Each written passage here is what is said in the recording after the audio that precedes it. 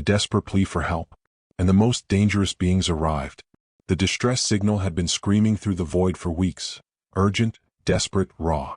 A plea for salvation, laced with the unmistakable tremor of a species on the brink of annihilation. The voice, trembling yet defiant, repeated itself over and over across subspace. This is Supreme Envoy Karath of the Gelran Dominion. Our homeworld is besieged. Our fleets have fallen. Our defenses are dust. If there is anyone, any being out there, who would answer our plea, we beg for your aid. The Devourers have come. It was a message of hopelessness, and it should have been ignored. The Galactic Council certainly did. No one answered. No one dared. No sane species in the known galaxy would throw themselves into the jaws of the Devourers, the monstrous, all-consuming bio-horrors that reduced civilizations to cinders and erased entire cultures from existence. The Gelran Dominion had been powerful once, but now their empire was just another fading ember in the Devourers' endless hunger. And so their signal echoed through the dark unheard, until something heard it. Karath stood in the ruins of his palace, staring at the sky. It was choked with the twisted remains of his fleet. Bodies, Gelran bodies, floated lifelessly in the shattered upper atmosphere. Below, the once great cities burned. Screams still rang out, but soon even those would be silent. He had pleaded. He had called to the stars. Nothing had answered. Until now. A ripple in the heavens. A distortion. A crackling in the void. And then they came. They did not arrive with the sleek, elegant grace of the Council races, nor with the terrifying biomechanical monstrosities of the Devourers. They came like a hammer. Like a declaration. Like something that did not seek battle but brought it with them wherever they went. The sky ripped open. A fleet surged from the void, hulking, armored vessels of impossible scale, bristling with weapons that pulsed with unreadable energy signatures. They did not shimmer or flicker like the cloaked warships of the Council. They did not glide like the fluid constructs of the Varleth. They roared. The leading vessel was a juggernaut, its hull scorched and battle-worn, adorned with sigils that had long since faded from the records of the galaxy. Ships followed in formation, tactical, precise, predatory. The Devourers sensed them instantly. The writhing nightmare ships in orbit pulsed in reaction, shifting course, turning toward these new arrivals. Assessing. The newcomers did not hesitate. They fired first. A single beam of searing light lanced across the void, carving through the nearest Devourer vessel with the precision of a blade honed by war. The bioconstruct shrieked, a psychic scream rippling through the stars, but it barely had time to die before the rest of the fleet opened fire. Karath had never seen weapons like these. No one had. These were not clean, surgical strikes. They were destruction incarnate. The newcomers fought like creatures who had perfected the art of war long before the stars had formed.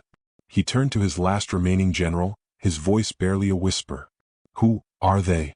The answer came from the static-choked comms, from the deep, gravel-lined voice that now spoke for the first time. You called for help.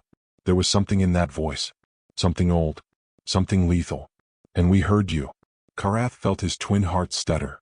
The weight of history crashed into him as realization dawned. The records. The warnings. The ancient stories whispered among the elder races. The Council had abandoned them. The civilized galaxy had turned its back. But something far worse had answered. Humanity, the most dangerous beings in the galaxy, had arrived, and war followed in their wake. Karath could not breathe. The weight of what had just happened pressed against his chest like an iron vice. Humanity. The name was spoken in ancient warnings, in cautionary tales passed down by the elder races of the galaxy. The Council had long erased them from their records, refused to acknowledge them, pretended they were nothing more than a ghostly remnant of a war-torn past. And yet they were here. The humans had come. Karath turned his gaze to the skies above Gelran Prime, where the monstrous Devourer vessels had already begun shifting in reaction to the newcomers. The living nightmares of the void, those impossible, writhing behemoths that fed on civilizations, had always been unstoppable, always the dominant force. But now they hesitated. They faltered. That was the first sign. The first real sign that something had changed. The humans did not hesitate. The warships that had torn through the veil of space like an unstoppable avalanche had no time for words. They did not hail. They did not negotiate. They did not posture like the Council would have, issuing empty threats and ultimatums. They simply attacked. More beams of searing, white-hot destruction cut across the void. Each shot landed with brutal precision, carving through the Devourer ships like a blade through rotted flesh. Explosions erupted in the void, burning against the darkness as the bio-horrors reeled. The devourers shrieked, not in rage but in something far worse. Fear. Karatha's mind struggled to comprehend what he was seeing. The humans moved like predators. Their formations adjusted in real time, shifting seamlessly as they dissected the enemy. There was no wasted motion, no hesitation, no uncertainty. These were not soldiers who fought because they had to. They fought because it was what they had mastered. The Devourers, the apex predators of the known universe, had never been outmatched before. But Karath could see it now, in the erratic movement of their ships, in the way their seemingly endless swarm now rippled with uncertainty. The humans knew. They had fought monsters before. They had conquered them. And they had learned. Gelran Prime's capital city was burning, its spires collapsing under the weight of war. Karath forced himself to move, forced himself to stumble back toward what remained of the command center. His remaining officers were still alive, staring at the sky in open-mouthed awe. The general, an aged warrior with battle scars across his chitinous face, turned to him, his mandibles clicking rapidly. "We need to contact them," Karath said, his voice barely above a whisper. "We need to know why they came." The general nodded, sending a burst of commands to the surviving communication towers. The system was barely functional, but it would have to do. A channel opened. The static cleared. And then that voice came through once again. "This is Admiral Cole of the UNSV Indomitable. Identify yourself." Karath hesitated for only a moment before straightening. "I am Supreme Envoy Karath of the Gelran Dominion." He swallowed, mandibles clicking. "You heard our distress call." There was a long silence. Then the voice returned, calm and deliberate. "We did." Karatha's mind raced. He knew what had to be said. "You came to help us?" Another silence. And then something in the Admiral's voice shifted. "No." A chill ran through Karatha's exoskeleton. His officers stiffened. The general's hand hovered near his weapon. The Admiral continued. "We came to kill them." Karath felt his twin hearts hammering. "The Devourers?" "Yes." The Supreme Envoy swallowed. "Then, why now? Why answer our call?" "The Council ignored us. They saw the Devourers as an inevitability." "The Council are cowards," Admiral Cole said flatly. "They've always been cowards. But that doesn't matter. What matters is that these things have been devouring entire civilizations unchecked. And we don't let things like this go unchecked." Karath couldn't help but ask the question that had plagued his species for centuries. "Why did the Council erase you?" A long pause. Then a dark chuckle. "Because they were afraid. Afraid that if the galaxy ever called for war, we'd be the ones to answer." Karath exhaled shakily. "And would you?" For the first time, Cole's voice carried something else. Something colder. "You tell me, Envoy. What do you see happening above your world?" Karath turned his gaze skyward. The battle had changed. The humans had pushed forward, punching a hole straight through the Devourers' defensive lines. The creatures were collapsing, their monstrous vessels reduced to drifting husks. Gelran Prime had been a graveyard of his people only minutes ago. But now it was becoming a slaughterhouse. The Devourers weren't just losing. They were being exterminated. Karath shuddered. "You're monsters." "No," Cole replied. "We're just better at it than they are." Karath had no response. His species had spent centuries preparing for war, building fleets, expanding their empire. But they had never seen anything like this. The humans were not conquerors. They were not invaders. They were something far, far worse. They were the thing monsters feared. And for the first time in recorded history, the Devourers were running. The silence that followed was thick with unspoken dread. The Galactic Council chamber, once a place of debates and bureaucracy, now felt like a tomb as the towering figures of the human envoys stood unyielding. The lead envoy, his expression unreadable beneath the gleaming visor of his advanced exosuit, finally spoke. His voice, modulated through unseen technology, resonated with a weight that made even the hardened warlords among the council flinch.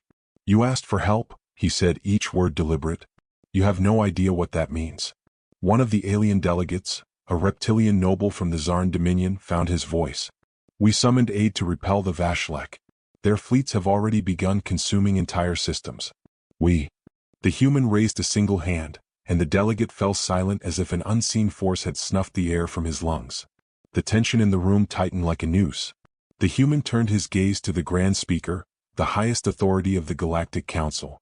"Tell us, how did it come to this?" The Grand Speaker, a frail-looking but razor-sharp being of the Ilarian race, shifted uncomfortably. The Vashlek, they are unlike anything we have faced. No negotiations, no mercy. They do not conquer. They consume. Our fleets are being shattered, our strongest warriors falling like leaves in a storm. The human envoy gave a slow, measured nod. And yet, you waited until now to ask us. A nervous murmur rippled through the assembly. They had not expected this reaction. The arrogance they once held over the backwater species of humanity had blinded them to the consequences of their own actions. We thought we could handle it, admitted a Yvarin admiral, his furred crest flattening in submission. You couldn't, the human stated flatly. And now you have called upon the only ones who can.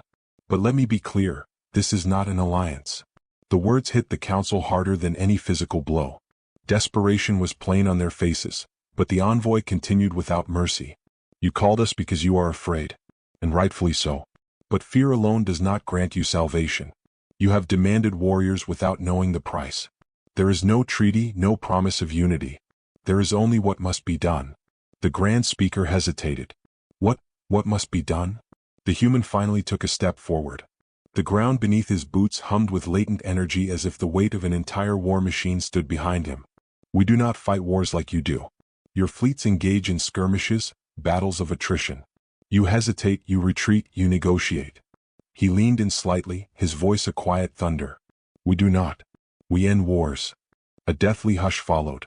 The assembled races, many of whom had once scoffed at humanity's militaristic rise, now saw a terrifying glimpse of why their isolation had never been challenged. The stories, whispers of entire civilizations that had threatened Earth and vanished without a trace, suddenly felt all too real. You cannot reason with the Vashlek. You cannot deter them. And so, there is only one solution. The room darkened as a holographic display filled the space between them, showing real-time footage from humanity's approaching armada. The sight was staggering. A fleet larger than anything the Galactic Council had ever assembled moved with terrifying precision. Their vessels were unlike the delicate, sophisticated craft of the Council races. They were behemoths, built for total war, designed with a single purpose: eradication. You cannot be serious, an insectoid delegate hissed. You mean to wage total war? If you destroy the Vashlek in such a manner, their entire region of space could become uninhabitable. There would be nothing left. The human envoy regarded the delegate with an unreadable expression. Then there will be nothing left. The words carried no malice, no pride. Only certainty. It was the same certainty of an executioner carrying out their duty.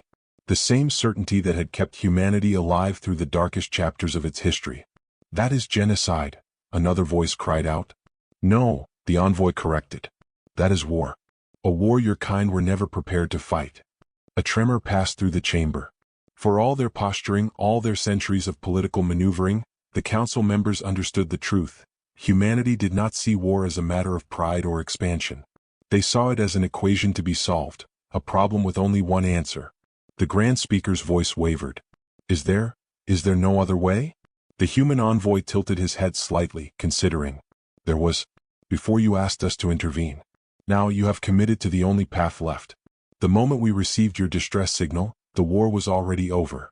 The only question that remains is how much of the galaxy will survive it. A heavy stillness followed.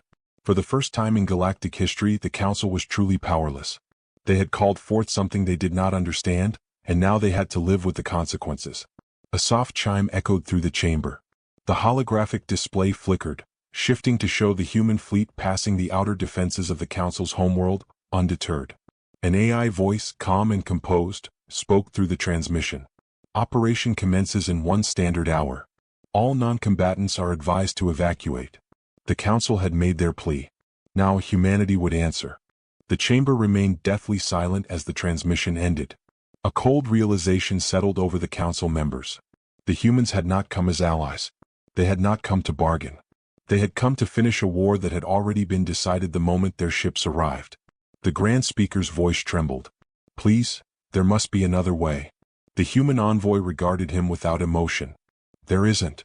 The words were a death knell. The Galactic Council had spent centuries believing themselves the pinnacle of civilization, the architects of diplomacy and controlled warfare. They had dismissed humanity as a species too violent, too unpredictable to be trusted. But now they understood their greatest mistake. They had assumed humanity fought like them. The Zarn delegate, the reptilian noble who had spoken earlier, bared his fangs. You don't have to do this. We still have fleets. We can coordinate with your forces. We can strike strategic targets, minimize collateral. You don't understand, the human interrupted, his voice cold and absolute. You have already lost the luxury of strategy. You asked for our help when your defenses had already failed, when your fleets were already in retreat. You asked us to do what you could not. And now we will. The council watched in horror as new images flickered onto the holographic display, streams of human ships accelerating into deep space, bypassing what little remained of the council's warfront. They were not positioning for defense. They were advancing toward the Vashlek homeworlds. Panic erupted. You can't just exterminate an entire species, a feathered diplomat shrieked. There must be another way. There must be. There isn't, the human repeated. The insectoid delegate, his mandibles clicking rapidly in distress, jabbed a claw at the display. This isn't war. This is annihilation. The human turned to face him, his helmet reflecting the council's terrified faces. Then you should have never sent that distress call. The words were quiet, but they carried the weight of finality. The council had sealed the fate of the Vashlek the moment they had begged humanity for aid. They had expected reinforcements, tactics, a careful military intervention. Instead, they had unleashed something far worse. A war with only one outcome. A second transmission flickered onto the screen, this one not from the humans but from the outermost Vashlek defense lines. A desperate distress call intercepted in real time. The voice of a Vashlek warlord, once feared throughout the galaxy, was now laced with something unfamiliar, terror. They are not engaging our fleets. The warlord's voice trembled. They are bypassing us entirely. They do not fight like the others. They do not retreat. They do not speak. The signal crackled. In the background, an unidentifiable noise, a low, droning hum, grew louder. Our strongest warships are vanishing from our sensors. We fire but they do not fall. We try to surrender but they do not respond. We have never faced anything like. The transmission cut to static. Then silence. The humans had already begun.